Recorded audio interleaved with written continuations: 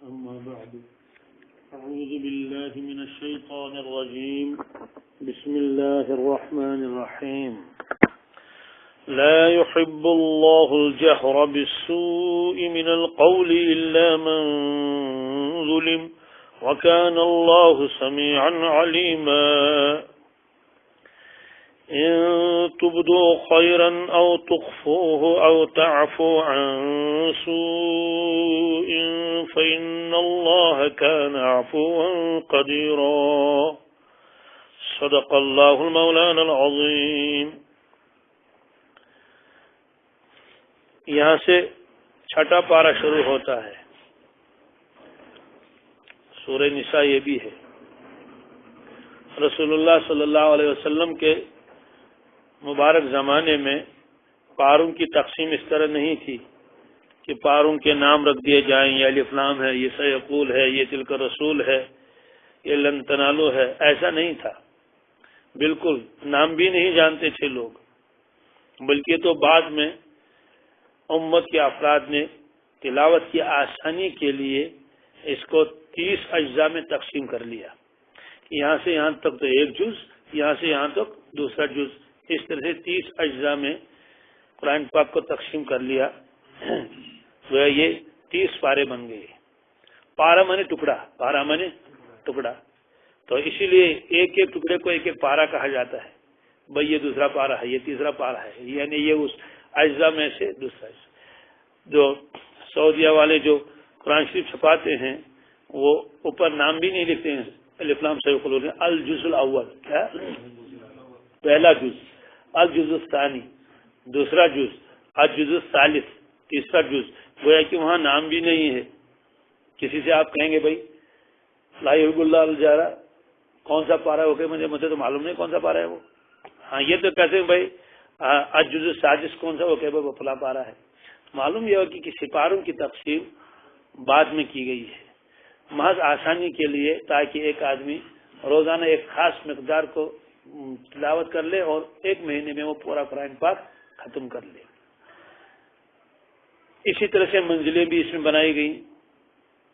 7 منزلیں ہیں اس کی. کتنی؟ بعض حضرات کی عادت ہوتی ہے ہر دن ایک ایک منزل ختم کر لیتے ہیں تو ان کا قرآن پاک ہفتے میں ختم ہوتا ہے. بعض حضرات اتنا تو نہیں پڑھ پاتے ہیں، وہ ایک ایک پارا روزانہ پڑھتے ہیں اور ہر مہینے میں ایک ایک ختم ہو جاتا ہے. اسی طرح سے جو پارے الگ بازار میں ملتا ہے چھاپا ہوا، اس میں جب ہم دیکھتے ہیں تو جو چھوٹے بچے پڑھتے ہیں، پہلی سورت اس میں الحمد شریف ہے، اس کے بعد سورت قل اعوذ برب الناس، الحمد کے بعد قل اعوذ برب الناس، پھر قل اعوذ بالفلق، پھر قل واللہ احد، اس طرح سے. اور آخر میں جو سپارہ ختم ہو جاتا ہے وہاں ما یتساءلون ہے. وہ بھی کوئی اللہ کا حکم نہیں ہے، وہ محض اس لیے ہے کہ عموماً آخری پارے میں چھوٹی چھوٹی صورتیں ہیں.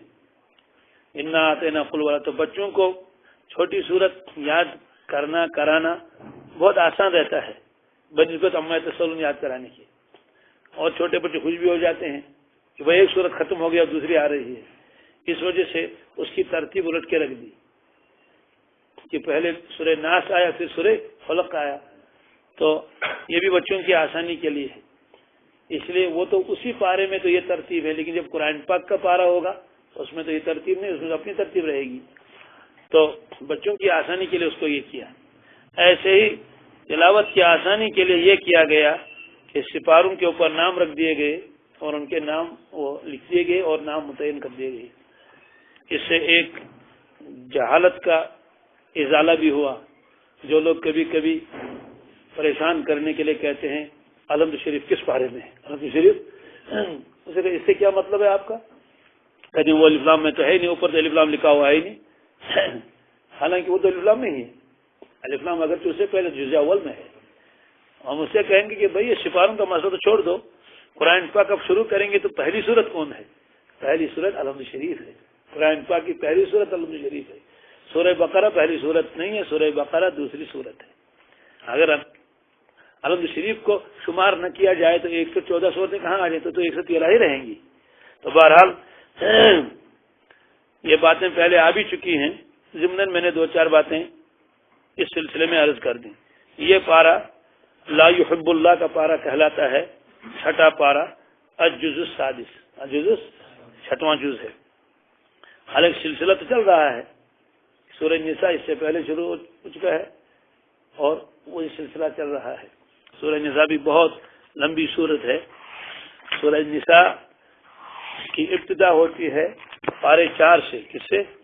پارے 4 سے، جی پارے 4 میں اس کی ابتدا ہو رہی ہے اور پورا 5واں پارہ وہ سورہ نساء پر مشتمل ہے، اور یہ چھٹے پارہ کا ابتدائی حصہ بھی اسی پر مشتمل ہے۔ یہ سب سے پہلی آیت ہے اس پارے کی، اور سورت کی یہ 148ویں آیت ہے۔ ان آیتوں میں بہت اصول اللہ تعالیٰ نے بیان کیے ہیں۔ اللہ تبارک تعالیٰ کی اس ترتیب پر عقل حیران ہو جاتی ہے۔ فرماتے ہیں لا یحب اللہ الجہر بالسوء من القول۔ جہر کے معنی آتے ہیں کسی چیز کو زور سے پڑھنا، اعلانیہ کسی چیز کو اظہار کرنا اس کا۔ سوء کے معنی برائی، قول کے معنی کلام اور بات۔ وہ اللہ تبارک تعالیٰ فرماتے ہیں اللہ تبارک تعالیٰ کسی شخص کے لیے بھی اس بات کو بالکل پسند نہیں فرماتے ہیں کہ وہ بری بات کو زور سے کہے، بری بات کا اعلان کرے۔ اللہ تبارک تعالیٰ کو یہ پسند نہیں ہے۔ یعنی خلاصہ یہ نکلا اللہ تبارک تعالیٰ لوگوں کے درمیان میں ایک دوسرے کی برائی کرنا یہ اللہ تعالیٰ کو بالکل پسند نہیں ہے۔ اللہ اس کو پسند نہیں فرماتے ہیں۔ اس کے اندر غیبت بھی آ گئی، اس کے اندر بہتان بھی آ گیا، اور اس کے اندر روبرو منہ در منہ آمنے سامنے تلخ کلامی بھی آئی۔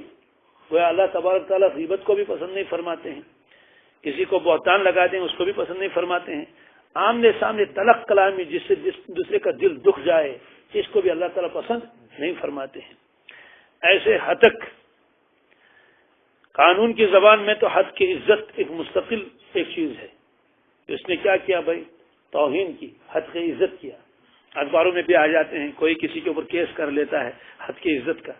اللہ تعالیٰ فرماتے ہیں ان تمام چیزوں کو میں بالکل پسند نہیں کرتا ہوں کہ لوگ بری باتوں کو پھیلائیں، برائی کا تذکرہ کریں، پیٹھ پیچھے کر لیں یا آمنے سامنے آ کر غلط کلامی کر لیں۔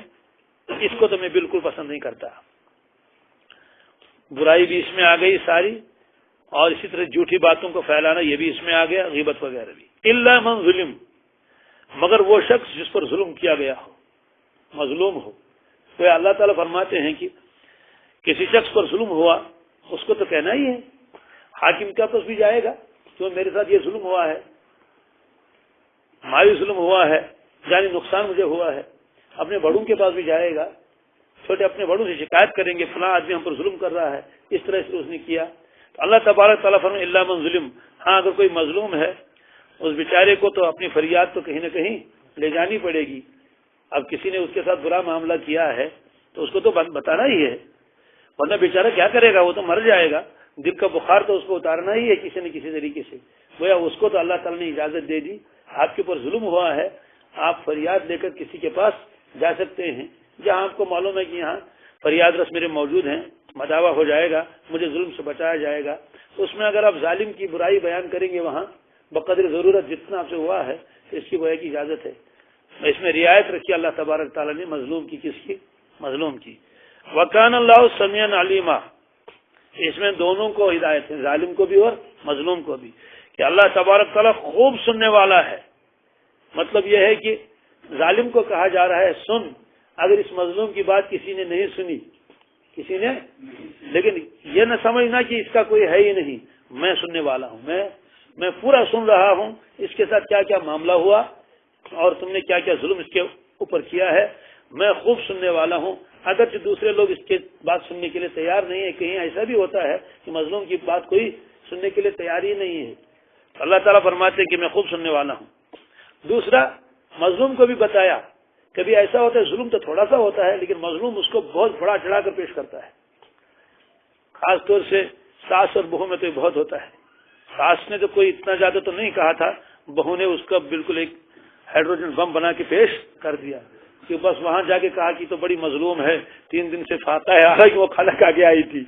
اس سے فرمایا کہ مظلوم کو بھی بتایا تم یہ نہ سمجھنا کہ میں ظالم کے ظلم کو اتنا پیش کر لوں کہ لوگ سمجھیں گے بھائی یہ تو بہت بڑا ظالم ہے، اور وہ اس سے جو ہے وہ انتقام لے لیں اور اس پر زیادتی کریں.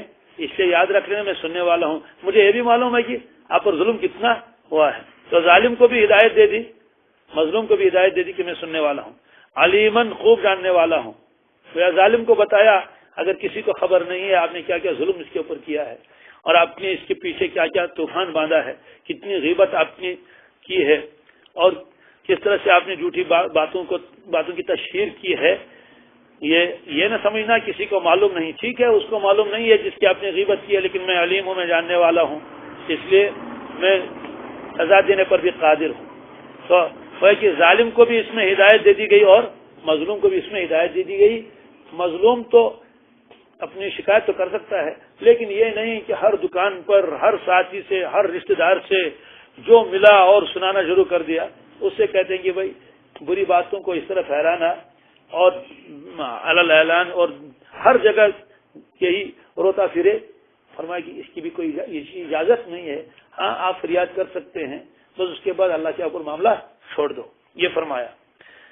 آگے فرمایا ان تبدو خیرن، لوگوں اگر تم کسی بھلائی کو ظاہر کر کے کرو گے، کوئی اچھا کام آپ نے کیا کھلم کھلا، مسجد میں چندہ دے دیا، مدرسے میں چندہ دے دیا، اور کوئی کام اچھا کیا آپ نے، او تخفوہ یا اس کو چھپا کے ہی رکھا، کیا چپکے سے کیا، او تعفو عن سوء یا آپ نے کسی برائی کرنے والے کی برائی کو معاف کر دیا، درگزر کر لیا. فإن اللہ کان عفوا قدیرا، اللہ تبارک تعالی بہر صورت بہت بڑا معاف کرنے والا، بڑا قدرت والا ہے. یہ آیت تو بہت عجیب و غریب ہے. مفسرین نے لکھا ہے کہ یہ آیت تو بہت ہی عجیب و غریب ہے، اور اس کی ترتیب بھی عجیب ہے. ترتیب کیا ہے اس کی؟ وہ ہے کہ اللہ تعالیٰ فرماتے ہیں کہ آپ کسی نیک کام کو کرو گے کھلم کھلا، کیا کر لو گے؟ ٹھیک ہے، اس کی بھی اجازت ہے. عموماً جب آدمی کھلم کھلا کوئی کام کر رہا ہے نیک کام، تو اس کے دل میں یہ نیت ہوتی ہے کہ لوگ داد دیں. کیا دیں؟ بھائی فلاں آدمی تو ایسا ہے اور ایسا ایسا ہے. فرماتے ہیں کہ فطری طور پر تو آدمی کی چاہت تو ہوتی ہے کہ میری نیکی کا کیا ہو جائے، اظہار ہو جائے، لیکن فرمایا یہ تو سطحی لوگوں کا کام ہے. کن کا؟ جو بالکل مبتدی ہیں، ابھی ابتدا کر رہے ہیں وہ. یہ تو پہلا درجہ ہے گویا کی. انسان نے نیکی کی، ساتھ ہی وہ اس کا اظہار بھی کرتا ہے، اس کا اعلان بھی کر دیتا ہے. انہیں مخلوق سے واہ واہ کرنے کا وہ خواہش مند ہوتا ہے. کہتے ہیں کہ ایک حد تک تو یہ طبعی ہے، ایک حد تک ایک طبعی ہے. اور کوئی یہ بھی نیکی کا درجہ ہے. ریا نہیں ہے، لیکن لوگوں سے صرف کیا چاہتا ہے؟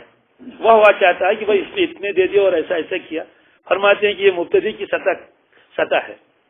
او تخفوہ، یہ تو اونچا مرتبہ ہے. کیا آپ نے کوئی اچھا کام کیا، نیک کام کیا، اور آپ نے نہ اس کی پرواہ کی کہ زید بکر اور عمر کو معلوم ہو جائے اور لوگ مجھے واہ واہ کرے اور داد دیں. بالکل نہیں. آپ نے تخفو، اس کو چھپا کے کر لیا، اور مقصود تھا کہ بھائی اللہ تعالیٰ مجھ سے راضی ہو جائے، خوش ہو جائے. مجھے مخلوق سے لینا دینا کچھ بھی نہیں، مخلوق کو معلوم ہو یا نہ ہو. اسی لیے ایک حدیث میں فرمایا کہ قیامت کے دن عرش کے سائے کے نیچے 7 قسم کے لوگ ہوں گے. اس میں تفصیل ہے 7 قسم کے لوگ کون کون سے ہوں گے. امام عادل ہے، عادل بادشاہ، وشاب النشا فی عبادت اللہ، اور وہ جوان جو جوانی میں اللہ تعالی کی عبادت میں لگا ہو. جنہیں بڑھاپے میں وہ اللہ کی عبادت میں نہیں لگا بلکہ جوانی میں ہی، تو وہ بھی وہاں ہوگا، خاص اعزاز اس کا ہوگا. اور بوڑھے بھی ہوں گے، بوڑھوں کو کہیں گے بھائی بیٹھو تم ادھر کو، ہم کو معلوم ہے تم نے جوانی میں کیا کیا کیا ہے نا. ہاں آپ تو 8:30-9 بجے کو اٹھتے تھے، بیٹھو ادھر کو ہے. تو لیکن اس جوان کو خاص طور سے بلایا جائے گا کہ آپ یہاں عرش کے سائے کے نیچے رہیے، اس لیے کہ ہم کو معلوم ہے آپ کے جذبات بھی تھے اور آپ کی دوسری چیزیں بھی تھیں، لیکن آپ تو بچپن سے ہی، اور بلکہ نشہ کی عبادت ربی کے معنی وہ جوانی ہوا عبادت کرتے کرتے، کیا معلوم ہوا کہ وہ بچپن سے ہی اس میں لگا ہوا ہے. تو خاص طور سے اس کو اعزاز کے طور پر عرش کے سائے کے نیچے جگہ دے دی جائے گی. حالانکہ بعد میں تو وہ بوڑھا بھی ہو سکتا ہے نا، لیکن اس کو جوانی میں اس نے اتنی قربانی دی ہے. اس میں کئی افراد ہیں. اس میں ایک یہ ہے کہ وہ شخص بھی عرش کے سائے کے نیچے ہوگا جس نے دائیں ہاتھ سے کوئی صدقہ خیرات کیا. کس سے؟ اور پھر اس کے بائیں ہاتھ کو معلوم نہ ہوا کہ اس نے دیا کیا. یہ محاورہ ہے. اس کا مطلب یہ نہیں کہ اس کو بائیں ہاتھ کو چھپا کے رکھے گا پیچھے کو تاکہ میرا بائیں دیکھنے لے. ظاہر سی بات ہے بہت سارے کام تو دونوں ہاتھ سے کرنے پڑیں گے. آپ کو روپے گننے ہیں تو ایک ہی ہاتھ سے کیسے گنیں گے؟ بہت بڑا بھوج آپ نے کسی کو دے دیا, ہدیہ میں دے دیا, خیرات دے دیا, بوری دے دی, تو دونوں ہاتھ لگیں گے. یہ محاورہ ہے, مطلب کہ کسی دوسرے کو معلوم نہ ہوا. تو خاص اعزاز کے طور پر اس کو یہ دے دیا جائے گا کہ اس شخص نے دنیا میں کام بہت سارے کیے تھے, کسی کو معلوم نہیں تھا, اور وہ سب کام صرف میں نے رضا کے لیے کیے تھے. اب اس وقت پتہ چل جائے گا اللہ اکبر, اس شخص نے اتنے کام کیے ہیں اور لوگوں کو معلوم بھی نہیں ہوا. اس لیے فرمایا کہ اونچا درجہ اور تخفوہ, کہ آپ اس نیک کام کو کیا کر لیں, چھپا کے کر لیں. کسی کو معلوم ہو جائے تو ہو جائے, لیکن از خود آپ اس کی تشہیر نہ کریں. اس لیے بہت سارے بزرگوں کا یہ معمول تھا کہ وہ اس طرح سے نیک کام چھپا کے کرتے تھے تاکہ دوسرے کو معلوم نہ ہو جائے. حضرت شیخ زکریا علیہ رحمہ صدقہ خیرات کرتے تھے حج کے موقع پر. لکھا ہے حاجی کو اگر بظاہر کوئی غلطی بھی نہ ہو جائے پھر بھی صدقہ خیرات کرنا چاہیے. چھوٹی موٹی غلطیاں تو ہو ہی جاتی ہیں, جانے انجانے میں کسی کو دھکا لگ گیا اور کوئی بات پیش آ گئی, کسی کو تکلیف ہو گئی, کسی کے پاؤں کے اوپر پاؤں پڑ گیا طواف کے دوران, یا اور طرح کی اس طرح کی کوتاہیاں ہو جاتی ہیں, کہیں وضو بناتے بناتے بال گر گئے احرام کی حالت میں, یہ سب چیزیں ممنوع ہیں. تو اس کو چاہیے کہ صدقہ خیرات کر لے. ایسے عمرے والے کو بھی ہے, عمرہ کر لیا تو صدقہ خیرات کر لے کہ اللہ اگر کوئی کوتاہی وہ معاف کر دے. وہ صدقہ واجب تو نہیں ہے لیکن اس صدقے کو نکالنا چاہیے. روزوں کے بعد صدقہ فطر تو واجب ہے, صدقہ فطر نکالنا ہی پڑے گا چاہے غلطی ہوئی ہو یا, لیکن یہ کوتاہی ایسے دور ہو جاتی ہیں اور غریبوں کا بھلا بھی ہو جاتا ہے. حضرت شیخ زکریا علیہ رحمہ جب حج کے بعد یا عمرے کے بعد کچھ رقم نکال کے صدقہ خیرات کرتے تھے تو خدام وغیرہ ہوتے تھے ان کو دیتے تھے کہ جا کے صدقہ کر کے آؤ. تو کبھی وہ پوچھتے تھے کہ حضرت اگر انہوں نے نام پوچھ لیا کس نے دیا. شیخ کو تو بہت سارے جاننے والے تھے اس زمانے میں, تو خاص طور سے کہ 6 مہینے قیام رہتا تھا مدینہ طیبہ میں, ایک مرتبہ سال بھر کے قریب قیام رہا. تو ان کو بتا دینا کہ سندھی حاجی نے دیا. کس نے؟ ہندوستان کا ایک حاجی ہے اس نے دیا. ظاہر سی بات ہے ہندوستان کا حاجی ایک ہی تو نہیں ہوگا, وہ تو بہت سارے ہوں گے. خلاصہ یہ ہے کہ اپنے نام کا اظہار کرنا نہیں چاہتے تھے.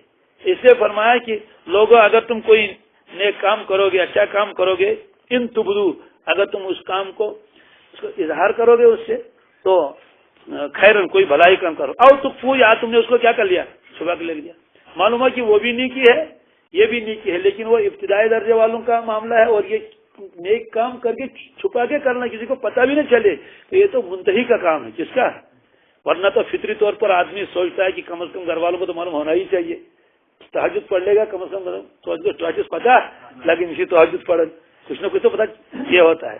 او تعفو عن سوء, یا آپ نے درگزر کر لیا عن سوء, کسی برائی سے. کسی آدمی نے آپ کے ساتھ کوئی برائی کی تھی, انتقام بھی لے سکتے ہیں, اس کی اجازت ہے. اوپر بھی آیا کہ مظلوم جا سکتا ہے فریاد کے لیے, تو ظاہر سی بات ہے وہ بھی تو بدلے کی ایک شکل ہے نا.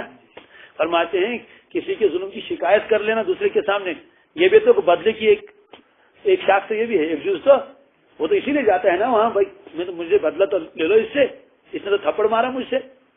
ایسا بہت ہوتا ہے. ایک یہودی ایک صحابی کو لے کر آئے, صحابی تو نہیں آئے, وہ تو پھر خود چلا گیا آگے, کہیں گے اللہ کے نبی صلی اللہ علیہ وسلم آپ کے ساتھی نے مجھے تھپڑ مارا. آپ نے فرمایا اچھا کیوں, بلاؤ اس کو بلایا گیا کہ آپ نے ان کو تھپڑ کیوں مارا. اس نے کہا حضرت میں وہاں سے جا رہا تھا اور یہ باتیں بنانے لگا.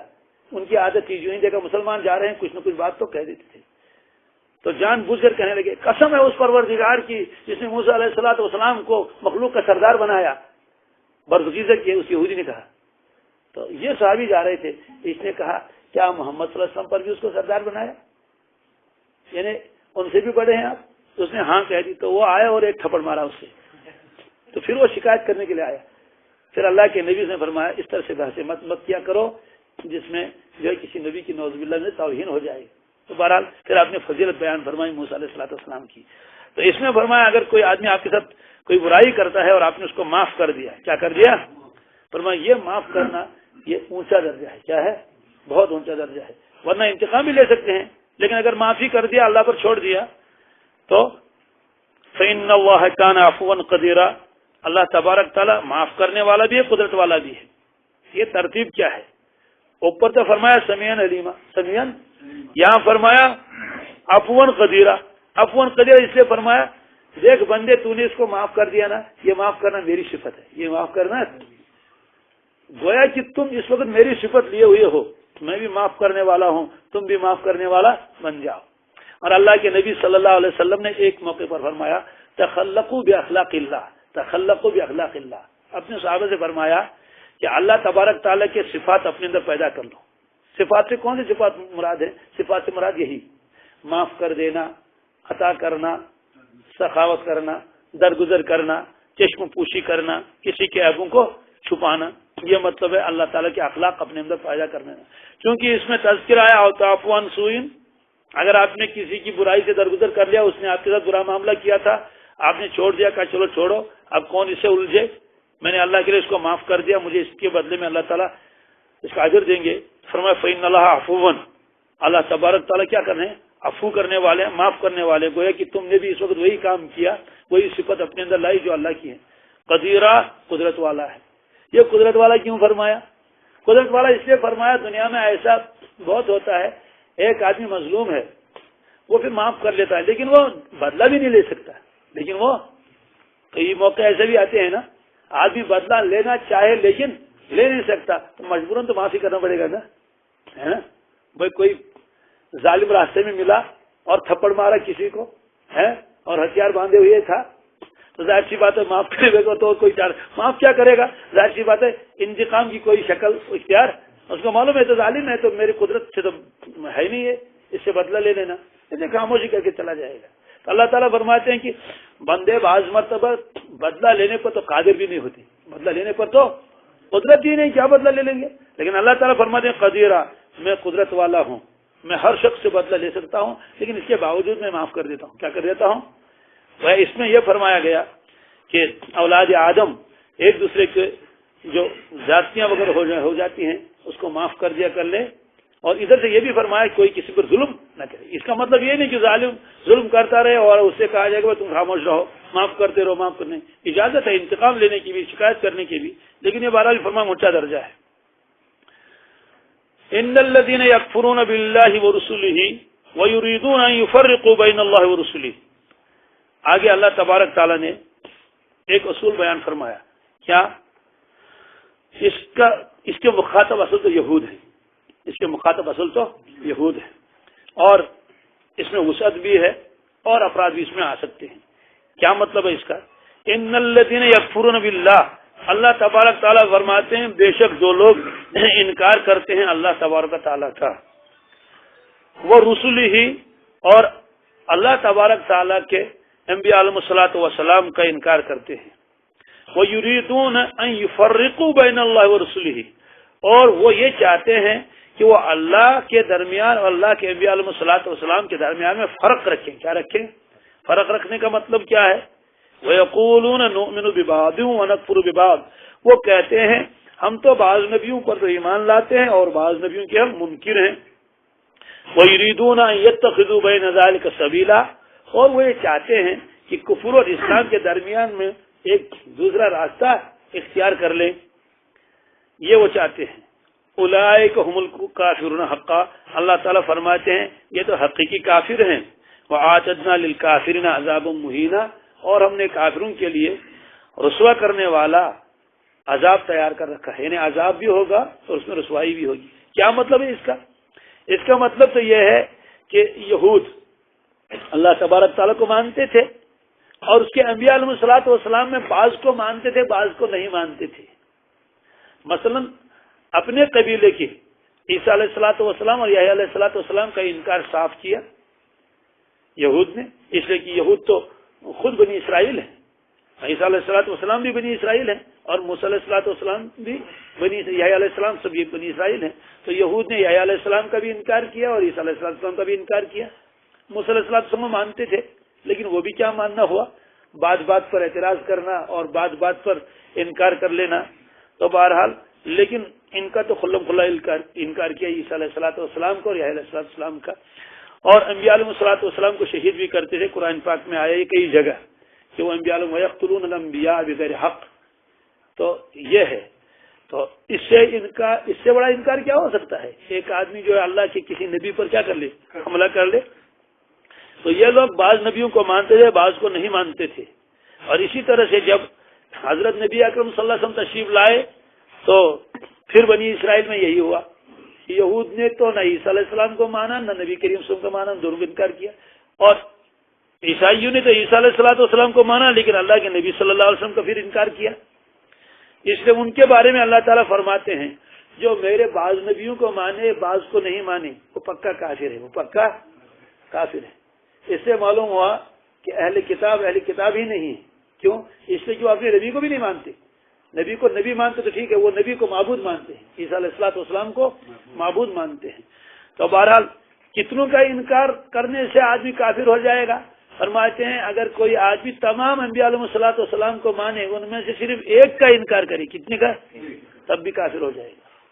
یہ بالکل ایسا ہے جیسے ایک آدمی پورے قرآن پاک پر ایمان لاتا ہے، کسی ایک سورت کا انکار کیا، انا آتنا کا انکار کر لیا، کہنا کہ اب کیا ہوا 113 سورتیں تو مان لی، چلو ٹھیک ہے ایک کو نہیں مانا، اس سے کہیں گے جس نے جز کا انکار کیا، کس کا؟ اس کے انکار سے کل کا انکار لازم آئے گا، اس لیے کہ یہ جز اسی کل کا تو ایک حصہ ہے، اس سے انکار نہیں کر سکتے۔ تو انبیاء علیہ الصلوۃ والسلام میں سے کسی نبی کا انکار نہیں کر سکتے۔ اب کوئی کہے گا جناب یہ تو معلوم بھی نہیں وہ ہیں کتنے، وہ ہیں کتنے؟ تو اجمالی یہ ہے آمنت باللہ و ملائکتی و رسلہ، بس جتنے اللہ تعالیٰ نے انبیاء علیہ السلام بھیجا میں سب کو مانتا ہوں، یہ عقیدہ ہونا چاہیے۔ اب اس میں جن حضرات کی صراحت قرآن پاک میں آئی یا احادیث میں، ان پر ایمان لانا نام کے ساتھ ضروری ہے۔ کس کے ساتھ؟ ہاں، موسیٰ علیہ الصلوۃ والسلام نام مبارک کے ساتھ کہ ہاں موسیٰ علیہ السلام اللہ کے نبی ہیں، عیسیٰ علیہ السلام نبی ہیں، جتنے بھی اسماء گرامی آئے ہیں ان پر ناموں کے ساتھ ایمان لانا ضروری ہے۔ ایسے آسمان سے بے شمار کتابیں اللہ نے بھیجی ہیں، سب پر ایمان ہے، لیکن 4 کتابوں کا نام کے ساتھ ایمان لانا ضروری ہے، تورات ہے، انجیل ہے، زبور ہے اور قرآن پاک ہے۔ پھر قرآن پاک کے اندر تورات انجیل زبور کا تو اجمالی ایمان کافی ہے، بس نام کافی ہے۔ کیا؟ تورات تھا اللہ کی کتاب، زبور انجیل، قرآن پاک اس پر تو نام مبارک ہے لیکن اس کی تفصیل پر بھی ایمان لانا کیا ہے؟ ضروری ہے۔ اور لکھا ہے جو آدمی ان پڑھ کچھ نہیں جانتا اس کو مجموعے قرآن پر ایمان لانا ضروری ہے۔ کیا؟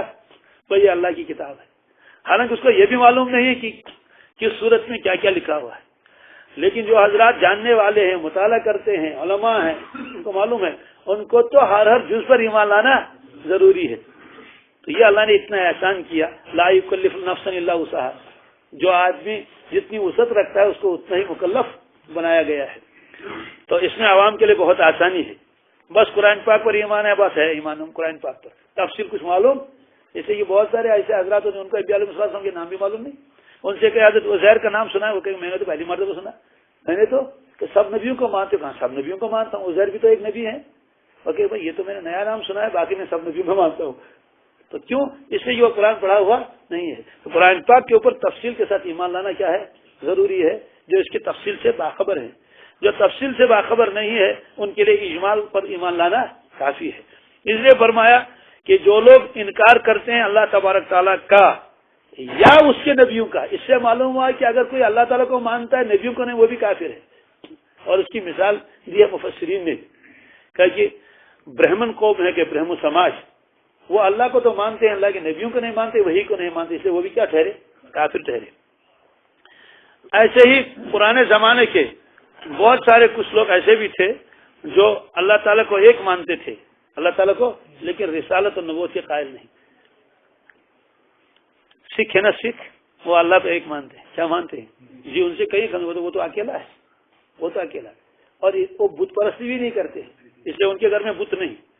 اب ان کے اس کو دیکھیں گے، وہ ان کا جو گردوارا، آپ ہم کوئی بت نہیں، کوئی مورتی نہیں، وہ صاف کہتے ہیں کہ مورتی کیا اچھی سے کچھ بھی نہیں، وہ تو اکیلا ہے۔ لیکن ان کے یہاں کیا ہے؟ یہ خامی ہے، میں خود گیا ہوں، میں نے دیکھا ہے اپنے آنکھوں سے کہ نیچے والی منزل میں نہیں، سب سے اونچے والی منزل، مثلا اگر 2 منزلہ ہے وہ ان کا گردوارا، یا 3 منزلہ ہے تو سب سے اوپر جو ہے، اوپر والی منزل، اس میں وہ بالکل سجا ہوا ہوتا ہے وہ کمرہ، تو اس میں درمیان میں گنبد کی طرح، جسے وہ دلہن کے لیے بناتے تھے پہلے، چھپر کٹ اس کا کہتے ہیں، زعفران، اس کی طرح بہت شاندار قسم کا وہ چھوٹا سا بنایا جاتا ہے، تو شیشے چاروں طرف لگے ہوئے ہوتے ہیں، بڑا سجا ہوا ہوتا ہے، اس میں گرفت رکھی ہے، کیا ہے جی؟ اس میں گرفت رکھی رہتی ہے۔ تو وہ جو آتے ہیں وہ اس کو سجدہ کرتے ہیں، کیا کرتے ہیں؟ وہ اپنے اعتبار سے کیا کرتے ہوں کیا نہیں کرتے ہوں، لیکن بہرحال سجدہ تو وہ کرتے ہیں، لیکن ادھر سے تو کہتے ہیں کہ اللہ تعالیٰ کیا ہے؟ ایک ہی ہے. تو بہرحال وہ اللہ تعالیٰ کو ایک مانتے ہیں، لیکن نبی کریم صلی اللہ علیہ وسلم کو نبی نہیں مانتے، اس لیے اس کی وجہ سے بھی کافر ہو گئے. اسے فرمایا کہ جو کسی نبی کا بھی انکار کرے وہ کافر ہو جائے، جو اللہ کا انکار کرے وہ تو کافر ہے ہی. اللہ کے ساتھ ساتھ اللہ کے انبیاء علیہ الصلوۃ والسلام وحی پر بھی ایمان لانا ضروری ہے کہ اللہ کے نبی پر وحی آتی تھی. وَيُرِيدُونَ أَن يُفَرِّقُوا بَيْنَ اللَّهِ وَرَسُولِهِ، اور وہ یہ چاہتے ہیں اللہ اور اللہ کے پیغمبروں کے درمیان فرق رکھنے کا مطلب یہی ہے. اللہ تعالیٰ نے فرمایا سب نبیوں کو مانو، یہ کہتا ہے میں کچھ کو مانوں گا کچھ کو نہیں مانوں گا، یہ تفریق کرنا ہے. اور الحمدللہ مسلمان کوئی تفریق نہیں کرتے. ہمارے نزدیک عیسیٰ علیہ الصلوۃ والسلام جیسے مقدس اور محترم ہے، ویسے موسیٰ علیہ الصلوۃ والسلام بھی سارے نبی ہیں. یہ تو الگ بات ہے کہ اللہ کے نبی صلی اللہ علیہ وسلم اونچے ہیں، سردار ہیں، یہ ہیں، لیکن نبی ماننے میں ہم سب نبیوں کو نبی مانتے ہیں. البتہ شریعت پر عمل کرنے کا حکم ہے، شریعت پر عمل کرتے ہیں. تو وَيُرِيدُونَ أَن يَتَّخِذُوا بَيْنَ ذَلِكَ سَبِيلًا، اور وہ یہ چاہتے ہیں کہ اسلام اور کفر کے درمیان میں ایک نیا راستہ قائم کر لیں. اس کی مثال لکھی ہے مفسرین نے، جو خاص طور سے یہاں کے ہیں، ہندوستان اور پاکستان وغیرہ جو اردو جاننے والے ہیں، وہ فرماتے ہیں اس کی ایک مثال ہے اکبر بادشاہ کی. کس کی؟ اکبر بادشاہ نے تو نہ تو اسلام کا کھلم کھلا انکار کیا تو اور نہ تو اسلام کو مانا، بلکہ اسلام اور کفر کے درمیان میں ایک نیا دین بنا، اس کا نام تھا دین الہی. بہت مطلب ساگوں میں آ چکا ہے نا. تو کچھ ادھر کا لایا، کفار کی بھی باتیں کچھ ملا دی اور کچھ اسلام کی بھی لائی، اور ایک نیا گویا کے درمیان میں 2 in 1 کر دیا اس کو. تو حالانکہ 2 تو تھے نہیں، وہ تو ادھر ادھر کر کے بنا دیا، اس کو مخلوط بنا لیا. ایسے ہی فرماتے ہیں کہ بہت سارے آزاد طبیعت کے لوگ آج بھی ہیں کہ اسلام کا بھی کچھ مانتے ہیں مسلمان کی، اور دوسرے لوگوں کا بھی کچھ مان لیتے ہیں. ایسے بعض لوگ کہتے ہیں، کبھی کبھی باتیں ہوتی ہیں، کہتے ہیں کہ ہے ساری مذہب چپوزی آسمان گیسنے کا سن کی، فرماتے ہیں یہ جرم ہے. کیا اگر سارے مذہب سچے ہیں تو پھر اسلام پر زور اتنا کیوں ہے؟ پھر اللہ کے نبی صلی اللہ علیہ وسلم کیوں جاتے تھے دعوت دینے کے لیے؟ قولوا لا الہ الا اللہ تفلحوا، یہ اتنی کرنے کی ضرورت کیوں تھی؟ صحابہ کرام کو پھر جنگیں لڑنے کی کیا ضرورت تھی کفار کے ساتھ؟ یہ ساری چیزیں کیوں تھی جب سارے کے سارے مذاہب کیا ہیں؟ حق ہیں. جب حق ہیں سارے، یہ بھی ایک مذہب حق ہے، وہ بھی حق ہے. لیکن بالکل نہیں، اسلام یہ حق مذہب ہے، اس کے علاوہ جتنے بھی مذاہب ہوں گے وہ حق نہیں ہے. اس لیے یہ بالکل غلط ہے کہ کوئی آدمی کہے گا سارے مذہب کیا ہیں؟ سچے ہیں. یہ فرمایا اولئک هم الکافرون حقا، یہ عجیب آیت ہے. اولئک هم الکافرون، یہ بہت تاکید. اولئک هم الکافرون، یہی تو کافر ہیں، یہی تو کافر ہیں کہ کسی نبی کو انکار کیا، کسی نبی کو مانا. حقاً کے معنی ایک پختہ، کیا اس میں کوئی شک شبہ نہیں، پختہ اور پکے کافر تو یہ ہیں. اس کا مطلب وہ بھی تو کافر ہے جس نے سب کا انکار کیا، لیکن یہ کچھ کو مانتا ہے کچھ کو نہیں مانتا ہے، درمیان میں ایک راستہ نکالنے کی کوشش کرتا ہے. تو یہ فرمایا یہ سچا کافر، یہ پختہ کافر ہے. وَآتَدْنَا لِلْكَافِرِينَ عَذَابًا مُهِينًا، ہم نے تیار کر رکھا ہے کافروں کے لیے عذاب مہین. مہین کے معنی آتے ہیں جس میں ذلت بھی ہو اور رسوائی بھی، تو عذاب بھی ہوگا اور ذلت بھی. مسجد کے میدان میں ان کو کھڑا کر دیا جائے گا اللہ کے سامنے، اور ایک رسوائی ان کے اوپر ہوگی، ساری ذلت مخلوق کے سامنے. یہ تو تذکرہ ہوا کفار کا. آگے تذکرہ ہے ایمان والوں کا، کیونکہ اللہ تبارک تعالیٰ کی عادت شریفہ یہی ہے، پرلل چلتے ہیں. یعنی کہ ادھر تذکرہ کیا ان کا، ادھر تذکرہ کیا ان کا. والذین آمنوا باللہ ورسلہ، اور وہ لوگ جو ایمان لائے اللہ پر، اس کے سارے پیغمبروں پر، اس کے رسول جمع کا سیگا سارے نبیوں پر. ولم یفرقوا بین احد منہم، ان میں سے کسی ایک کے درمیان بھی انہوں نے کوئی فرق نہیں کیا. کوئی فرق کہ کسی کو مانا کسی کو بالکل نہیں، سب کو مان لیا. اولئک سوف یؤتیہم اجورہم، اللہ تعالیٰ فرماتے ہیں بہت جلد اللہ تبارک تعالیٰ ان کو ان کا اجر دے گا. یہاں سوف یقین کے معنی میں ہے، وہ اللہ تعالیٰ فرماتے ہیں یقیناً اللہ تبارک تعالیٰ ان کو اس کا اجر دے گا. اس سے معلوم ہوا صرف خالی ایمان کا مستقل اجر ہے، اعمال کا اجر الگ ہے، اعمال کا اجر اور ایمان کا اجر الگ ہے. اور قرآن پاک میں مضمون ہے نورہم یسعی بین ایدیہم وبایمانہم یقولون ربنا اتمم لنا نورنا واغفر لنا انک علی کل شیء قدیر. تو وہاں مفسرین نے لکھا ہے کہ اللہ تعالیٰ نے 2 نوروں کا تذکرہ کیوں کیا؟ نورہم یسعی بین ایدیہم وبایمانہم، کہ اللہ ان کا نور تو سامنے بھی چل رہا ہوگا، دوڑ رہا ہوگا، دائیں طرف بھی. یہ فرمایا سامنے جو وہ نور ہوگا چلتا وہ ایمان کا نور ہوگا. کس کا؟ اور جو دائیں جائیں نور ہوگا وہ اعمال صالحہ کا نور ہوگا. کس کا؟ اعمال صالحہ. معلوم ہوا کہ ایمان کا مستقل نور ہے, ایمان کا مستقل اس کے انوارات ہیں اور اس کا اجر ہے. ایمان نام ہے عقیدے کا, اسی لیے کہتے ہیں کہ عقیدہ جب درست ہو, آدمی اگر سو بھی رہا ہو تو انوارات اور برکات اس کے اوپر آ رہے ہیں, اجر لکھا جا رہا ہے, اجر لکھا جا رہا ہے. اور پھر اعمال بھی ہوں تو سبحان اللہ, نور علی نور. وکان اللہ غفور الرحیم, اللہ تبارک تعالیٰ غفور الرحیم ہے. غفور الرحیم کا مطلب یہ ہے کہ انہوں نے ایمان قبول کر لیا, سارے نبیوں کو مانا, اللہ کو مان لیا, اب اس کے بعد کچھ کوتاہیاں ان سے ہوئی ہوں گی, ظاہر سی بات ہے. انسان کو تو کہتے ہیں کہ وہ یہ بشر ہے, بشر کا مطلب یہ ہے کہ ایک تو بشر کا وہ ترجمہ ہے, لفظی ترجمہ, اس سے مراد انسان. ایک بشر کو اس مفہوم میں لیا جاتا ہے جس میں آدمی کو کیا ہوتی ہے, غلطی وغیرہ ہو جاتی ہے. تو یہ تو اردو کا بشر ہے, عربی والا بشر نہیں. تو یہ ہے وہ انسان تو بشر ہے. بشر کا مطلب یہ تو کچھ نہ کچھ کوتاہیاں ہو ہی جاتی ہیں اس سے. تو اللہ تعالیٰ فرماتے غفوراً, کیا یہ چھوٹی چھوٹی چیزیں تو بہرحال میں معاف کر ہی دیتا ہوں, کچھ نہ کچھ ہو ہی جاتا ہے. رحیمن, وہ رحم والا ہوں. اس کا مطلب ہے کہ غفور کا تذکرہ تو ان کے گناہوں سے ہے تو اللہ تعالیٰ معاف کر دیں گے, اور رحیم کا تذکرہ اللہ تعالیٰ ایک خاص طور سے اپنی طرف سے رحمت عطا فرمائیں گے ان کو. قرآن پاک میں ایک آیت ہے, بہت عجیب آیت ہے, کہ جنتی جنت میں پہنچ جائیں گے تو ایک دعا ان کے زبان پر ہوگی, الحمدللہ الذی اذھب عنا الحزن ان ربنا لغفور شکور. یہ بہت عجیب آیت ہے. الحمدللہ الذی اذھب عنا الحزن, شکر ہے اللہ تبارک تعالیٰ کا جس نے ہم سے غم دور کیا. غم سے دور مراد ہے دوزخ کا غم, اس سے بڑا غم کیا ہو سکتا ہے. الحمدللہ الذی اذھب عنا الحزن ان ربنا, بے شک ہمارے پروردگار, لغفور شکور, بہت زیادہ غفور ہے, بہت زیادہ, البتہ یقیناً غفور مغفرت شکور, بڑا قدردان ہے. کیا یہ کیا مطلب ہے قدردان کا؟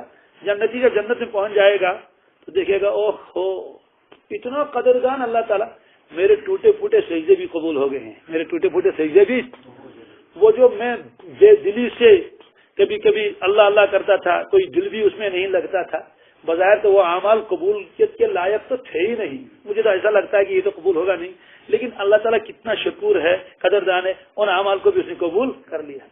میں نے تو ویسے اعتکاف کیا تھا, ہے نا, کبھی سوتا بھی تھا, کبھی کیا کرتا تھا, لیکن دیکھیے اللہ تعالیٰ نے اس لیے اس کو بھی قبول. یعنی اللہ تبارک تعالیٰ بندے کے چھوٹے چھوٹے اعمال کو, اور جس میں کبھی اس کا دل بھی نہیں لگا تھا, بشرطے کی اخلاص ہو, اس طرح کی ساری چھوٹی چھوٹی چیزیں جو بظاہر اللہ کے دربار کے بالکل قابل نہیں تھی, یہ ساری کی ساری اس نے کیا کر لی, قبول. کبھی 10 پیسے اللہ کے راستے میں دیے تھے, کبھی لکڑی کا ایک چھوٹا سا ٹکڑا دیا تھا اللہ کے راستے میں مسجد کے لیے, تو یہ سارا اس نے قبول کر لیا. تو فرمایا کہ شکور ہے, کیا ہے, بہت بڑا قدردان ہے. تو وہاں تو فرمایا ان ربنا لغفور شکور. ہر آیت کے ساتھ اللہ کی صفت کا تذکرہ ہے, اور اس میں یہ مانوی زبردست جوڑ ہے, مانوی اعتبار سے, کہ یہاں سمیع علیم کہا, یہاں غفور الرحیم کہا, وہاں غفور شکور کہا. یہ تو بندوں کے بارے میں فرمایا, بندے خود اس کا اقرار کریں گے اللہ تعالیٰ بہت قدردان ہے, لیکن اللہ تعالیٰ نے شکایت کے طور بھی فرمایا, کیا, وما قدر اللہ کا قدر ہی, وما قدر اللہ, اللہ تعالیٰ فرمایا دیکھو میں تو تمہارا اتنا قدردان ہوں, ٹوٹے پھوٹے اعمال کو قدر کرتا ہوں, لیکن تم لوگ میری قدر نہیں کرتے ہو, تم لوگ میری قدر, وما قدر اللہ حق کا قدر ہی. اللہ تبارک تعالیٰ کا جیسی قدر کرنی چاہیے تھی, اللہ کی جیسی محبت ہونی چاہیے تھی, اللہ کی جیسی عظمت ہونی چاہیے تھی, اللہ کی جیسی اطاعت ہونی چاہیے تھی, جیسا ہونا چاہیے تھا اللہ تعالیٰ, وما قدر اللہ, انہوں نے اللہ تعالیٰ کی ایسی قدر نہیں کی, قدر ہی نہیں پہچانی. یسألک اہل الکتاب ان تنزل علیہم کتاب من السماء, یہاں اللہ تبارک تعالیٰ فرماتے ہیں رسول اللہ صلی اللہ علیہ وسلم سے, کیا جب اللہ کے نبی صلی اللہ علیہ وسلم بیان کرتے تھے, باقاعدہ جاتے تھے, ایک مرتبہ صحابہ کو لے کر گئے, بخاری شریف میں روایت ہے, بیت المدراس, کیا مدراس دونوں پڑھ سکتے ہیں, باقاعدہ وہاں درس دیتے تھے, ان کا درسگاہ تھی ان کی مدینہ طیبہ کے قریب میں. آپ وہاں گئے اور ان سے کہا کہ تم کلمہ پڑھ لو, کیا کر لو, انہوں نے کہا ابو القاسم ٹھیک ہے ہم نے سن لیا آپ کی بات, بس آپ نے پہنچا دیا, آپ نے انکار کر لیا. یہ بخاری شریف میں روایت ہے, آپ صحابہ کو لے کر ساتھ گئے تھے اور ان کو بتا دیا کہ میں اللہ کا نبی ہوں, آخری نبی ہوں, تم کلمہ پڑھ لو. انہوں نے کہا ابو القاسم ہم نے سن لی بات، آپ نے اپنا حق ادا کر دیا. یعنی میری وقت خدا ہے سوال. یہ اس روایت کا خلاصہ ہے. تو جاتے تھے آپ ان کے پاس. اب کبھی کبھی جاتے تھے وہ الٹے سوالات کرتے تھے. کیا کہتے تھے کہ جناب ہم تو آپ کو تب نبی مانیں گے کہ جس طرح سے موسیٰ علیہ الصلوۃ والسلام طور پر تشریف لے گئے تھے اور وہاں سے آپ ایک لکھی لکھائی کتاب ساتھ لائے تھے. ایسی کتاب اگر آپ لائیں گے تو ہمیں ماننے میں کوئی اشکال نہیں، ہمیں کوئی انکار نہیں. لیکن آپ کے پاس تو کوئی کتاب ہی نہیں ہے. آپ صرف کہتے ہیں کہ میرے پاس وہی نازل ہوتی ہے، پھر اس کو آپ لکھواتے ہیں. کتاب لائیے، ہم ماننے کے لیے تیار ہیں. یہ کرتے تھے وہ سوال. اب اللہ تعالیٰ اس سوال کا جواب دیتے ہیں. یسألک اہل الکتاب، آپ سے درخواست کرتے ہیں، کہتے ہیں یہ اہل کتاب، ان تنزل علیہم، کہ ان کے اوپر آ جائے، نازل ہو جائے کتاب من السماء، آسمان سے کتاب، آسمان سے کتاب آ جائے. اور قرآن پاک نے ایک جگہ فرمایا، مکہ شریف کے کافر بھی کہتے تھے کہ لے آئیے کتاب جائے آسمان سے، فی قرطاس، جو اوراق کے اندر لکھی ہوئی ہے، ایسی کتاب لائیے تو ہم بھی دیکھیں گے ہاتھ سے کہ ہاں یہ کتاب ہے. جبریل آتا ہے تو ہم تو دیکھتے بھی نہیں اس کو. یہ فرمایا. اللہ تعالیٰ فرماتے ہیں آپ کو تعجب ہے اس پر کہ یہ وہی پر ایمان نہیں لاتے ہیں اور کتاب کا مطالبہ کرتے ہیں. فقط سألوا موسیٰ اکبر من ذلک، اے میرے محبوب صلی اللہ علیہ وسلم سن لیجئے، موسیٰ علیہ السلام جن کو یہ مانتے ہیں نبی، جن کو یہ نبی، ان سے انہوں نے اس سے بڑی پیشکش کی. کیا کی؟ بڑا مطالبہ کیا. کیا مطالبہ کیا؟ فقالوا، کہنے لگے ارنا اللہ جہرتن، ہم کو دکھائیے اللہ تبارک تعالیٰ کھلم کھلا. کیا دکھائیے؟ وہ کب ہوا تھا کہ تورات لائی گئی، موسیٰ علیہ السلام فرمایا آج اس پر عمل کر لو. کہنے لگے کیا معلوم آپ کہاں سے کتاب لے کر آئے، کیا معلوم آپ کتاب کہاں سے لے کر آئے. اب دیکھیے کتاب تو تھی، تو آپ لے گئے 70 آدمی کو اپنے ساتھ. اس کا تذکرہ کئی مطلب آ چکا ہے. تو جبل طور کے پاس، جبل طور اصل میں طور کے معنی آتے مطلق پہاڑ کے، لیکن ایک پہاڑی کا نام بھی کیا ہے؟ طور. اور وہ اصل جبل سینا ہے. اس میں ایک ہی وہ نہیں ہے، اس میں کئی چوٹیاں ہیں، ایک یہاں ایک وہاں ایک وہاں ایک وہاں، بڑا ایک سلسلہ ہے، بڑا سلسلہ. جیسے جبل عہد ایک پہاڑ ہے، لیکن دیکھیے اس میں کتنی چوٹیاں ہیں.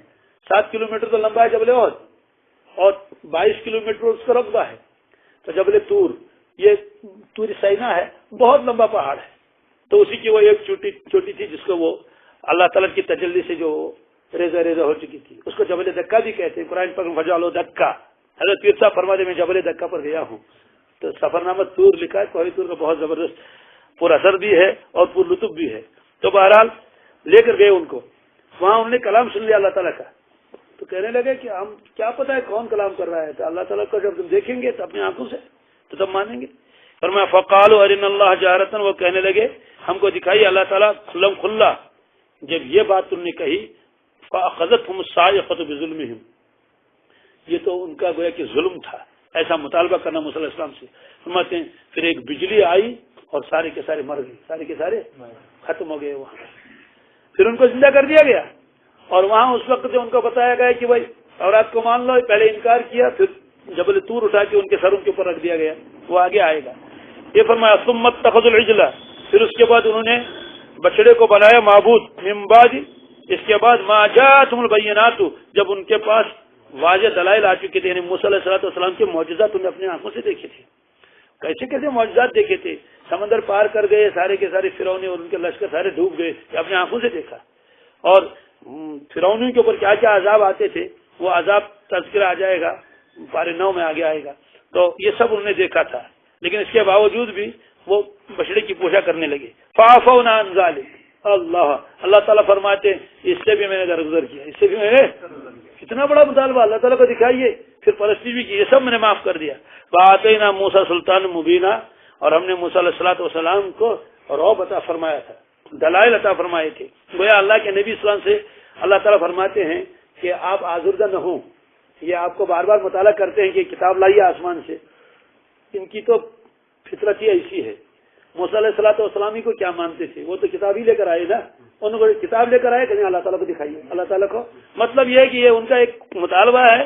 یہ ضدی لوگ ہیں، ایمان تو یہ لائیں گے نہیں، خام کو آپ کو پریشان کرتے ہیں کہ کتاب لائیے آسمان سے تب ہم مانیں گے. اگر بالفرض کتاب ہی لائی جاتی تب بھی اپنی بات ماننے کے لیے تیار نہیں ہے. موسیٰ علیہ السلام تو کتاب ہی لے کر آئے تھے، اس کے باوجود کہنے لگے ارنا اللہ جہرتن، ہم کو اللہ تعالیٰ دکھا دیجیے، ہم بھی کھلم کھلا دیکھیں گے، ہماری بھی تو آنکھیں ہیں، دیکھ لیں گے اللہ تبارک تعالیٰ کو، تب ہم مانیں گے۔ اس لیے گویا اس میں فرمایا گیا، تسلی ہے رسول اللہ صلی اللہ علیہ وسلم کو کہ آپ آزردہ نہ ہو جائیں جو یہ آپ جوابات آپ کو دے رہے ہیں اور ایسے مطالبات کر رہے ہیں۔ اللهم صل على سيدنا محمد وعلى آل سيدنا محمد وأصحاب سيدنا محمد وبارك وسلم عليه۔ اللهم أحسن عاقبتنا في الأمور كلها وأجرنا من خزي الدنيا وعذاب الآخرة۔ یا اللہ اپنی معرفت نصیب فرما، اپنی محبت نصیب فرما، گہرا تعلق نصیب فرما، ایمان کامل عطا فرما، صفت احسان نصیب فرما، علم و عمل نصیب فرما۔ یا اللہ امت کی پریشانی کو دور فرما دیجیے، یا اللہ امت کو مصیبتوں سے غموں سے بچا لیجیے۔ رسول اللہ صلی اللہ علیہ وسلم کا امتی جہاں جہاں کائنات میں دنیا میں اس کے ایمان کی اور اعمال کی اہل عیال کی حفاظت فرما۔ اللہ ہمارے تمام ساتھیوں کی تمام پریشانی کو دور فرما دیجیے۔ اللہ جو کاروبار کرتے ہیں کاروباروں میں ترقی عطا فرما، جو بھی پڑھ رہے ہیں یا اللہ ان کو کامیابی نصیب فرما، بے جوڑوں کو صالح جوڑ عطا فرما، بے اولاد کو اولاد صالح عطا فرما، جو صاحب اولاد ہیں یا اللہ ان کی اولاد کو صحت و عافیت عطا فرما، کامیابی نصیب فرما، ہماری آنکھوں کا ٹھنڈک ان کو بنا لیجیے، یا اللہ اس پورے علاقے کو آباد کر دیجیے، ہمارے دلوں کو ہمارے گھروں کو آباد کر لیجیے، اپنی محبت سے آباد کر لیجیے، اپنے گہرے تعلق سے آباد کر لیجیے، ایمان و یقین کے نور کامل سے آباد کر لیجیے، یا اللہ دین پر چلنا ہمارے لیے آسان فرما دیجیے۔ بہت سے لوگ دعا کے لیے کہتے ہیں، آپ کو سب کچھ معلوم ہے، سمیع بصیر ہیں، یا اللہ اپنے فضل و احسان سے ان کی جملہ پریشانی کو دور فرما دیجیے۔ ہم نے بہت سارے ساتھی مقروض ہو گئے ہیں، یا اللہ آپ کو آپ کی قدرت کا واسطہ ان کے تمام قرضوں کو ادا فرما دیجیے، یا اللہ قرضوں کی فکروں اور غموں سے ان کو نجات دے دیجیے۔ بہت سارے ساتھی ابھی بے روزگار ہیں، بڑے پریشان ہیں، یا اللہ حلال طیب روزگار انہیں عطا فرما، ان کو پریشانی سے بچا لیجیے۔ جہاں جہاں چلت پھرت ہو رہی ہے دین کے اعتبار سے اس میں خیر و برکت عطا فرما، امت کو دین والا ایمان والا اعمال والا بنا لیجیے، ہم کو بھی نصیب فرما، جتنا اپنے عطا فرما اس سے زیادہ اور عطا فرما دیجیے۔ ہماری دعاؤں کو محض اپنے فضل و کرم سے اور رسول اللہ صلی اللہ علیہ وسلم صدقۃ طفیل میں قبول فرما۔ صلی اللہ علیہ سیدنا محمد وعلی آلہ وصحبہ اجمعین۔